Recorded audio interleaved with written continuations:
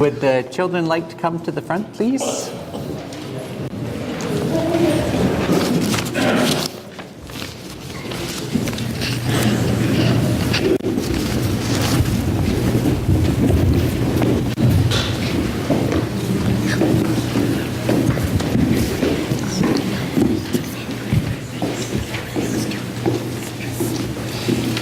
Good morning.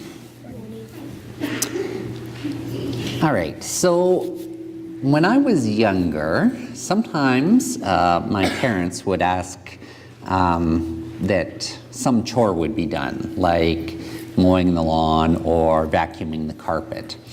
And your parents don't ever ask you to do chores? Well, we ask me different chores. Oh, you do chores. Oh, so they don't, you just have to do them. They don't, but yeah. So they would ask us and they would say, oh, the floor needs to be vacuumed today. And if they didn't say, you know, my brother's name, Chris, or Darren, please vacuum the floor, we'd have a conversation that goes kind of like this. Well, why don't you go and vacuum the floors, Chris? Well, I don't want to vacuum the floors. Why don't you do it? Well, I vacuumed the floors last time, so it's not my turn.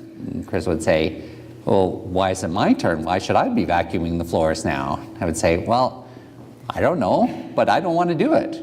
I don't want to do it either. So we would continue like that until our parents would find us, you know, watching TV and say, would someone please vacuum the floor? You vacuum the floor, and then we'd do it.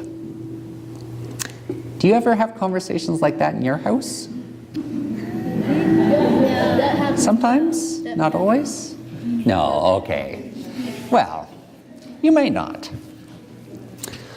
But yeah, sometimes that happens that, you know, someone's supposed to do something and two people argue about who's really responsible for it. That's the word, you know.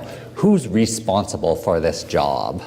Yeah, that's right. Well, and yeah, you say that Cammie's responsible for it because she's older. Yeah, sometimes. That's what my brother always thought too. Well, sometimes that is kind of funny, but sometimes jobs need to get done, right? Sometimes it's important that things happen. So there's a story about a little boy who lived on First Nations Reserve, and he was very sick. So he had to go to the hospital, and that was fine. But then he wanted to come home, and his family wanted him to come home too, to be at home. And there's no problem with that, except they needed like some home care. He had some medical needs that need taken care of. Well, the two governments that were involved, the provincial government who run the hospitals and the home care, and the federal government who pay for these services for First Nations people, they were having an argument. They were saying, well, no, the federal government would say, province, this is your responsibility because all this healthcare stuff, this is all you, so you have to pay for it. Healthcare is you. The province was saying, no, federal government, you have all the say about stuff that happens on reserve, so you have to foot the bill. This is your job. Both need to do it. Well, yeah, someone needed to do it.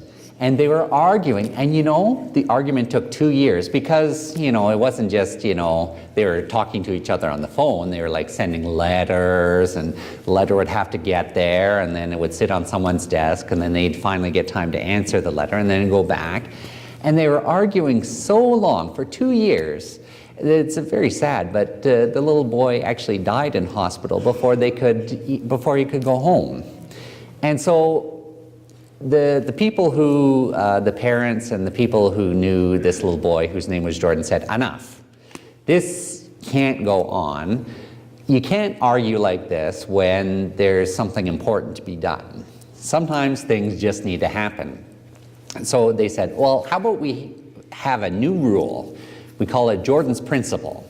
And this new rule is that, you know, if there's an argument about who's to pay for the care, health care of people on First Nations reserves, let's not argue about it. Let's just do it, and then you can argue about who's going to pay for it.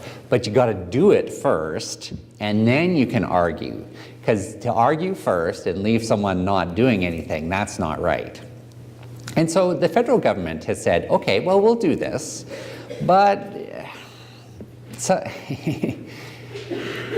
sometimes they do it and sometimes they don't. Like those of us in families, my brother and I, we loved our parents and we wanted to help out.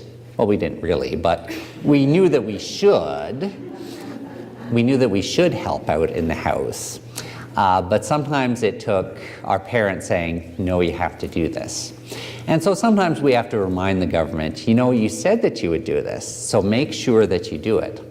And so at the Messy Church, we're going to make some valentines and send them to the Member of Parliament. And if you want to do some of that this morning, I don't know what Adrian's got planned for junior youth, but Ethan and I could make some valentines if you want, or we could do something else.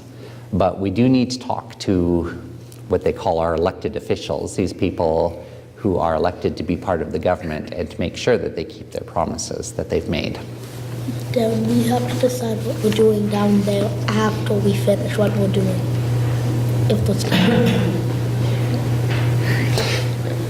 We can decide what we're doing, but we don't have very much time because we are coming back for communion. We have communion today, so we're going to leave, and the adults and the youth can enjoy worship.